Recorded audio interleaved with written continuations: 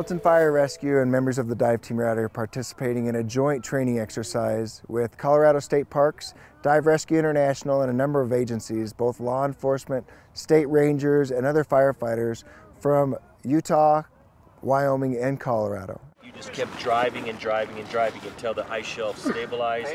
4 of our fire department members that are on the dive rescue team are going through this Train the Trainer course for surface ice rescue. They learn some rescue techniques and rigging techniques on day 1 in the classroom. Day 2, they come out here for some practical applications. They begin to learn how to rescue themselves should they fall into the water, and in a sense understand what it's like to be a victim. So they're out here reaching, throwing, and ultimately as firefighters and professionals trained to go out on the ice and into the water to rescue victims that are falling through the ice.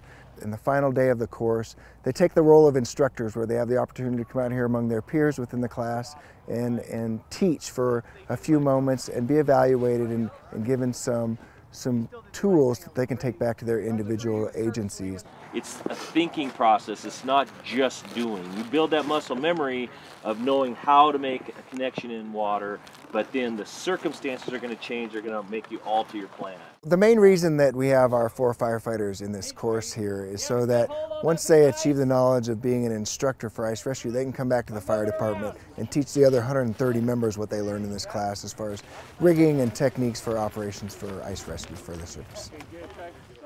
Frozen waterways are dangerous just because ice is deceptive. When people get out around lakes and rivers and ponds, they see the ice over the top of it and they make the assumption that the ice is the same thickness all the way around, and that's not the case. Littleton Fire Rescue recommends a few things when anyone's around water and specifically around ice. First of all, don't use any iced over waterways, whether it's lakes, ponds, or rivers, unless they're designated to be used at your state parks for ice fishing or something of that nature. Second of all, anytime you're around the water, whether it's iced over or not, we recommend that you wear a personal flotation device.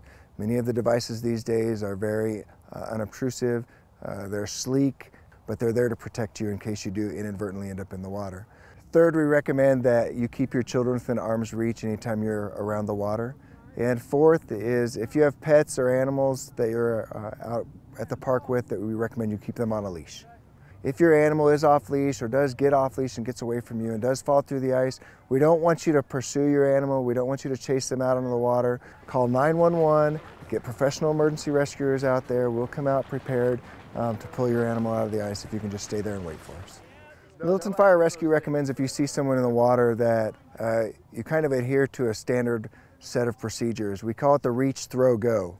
First of all, if you're by yourself, we want you to put the go first and go call 911. Because once you end up starting to help out someone, you've delayed the response of rescue professionals.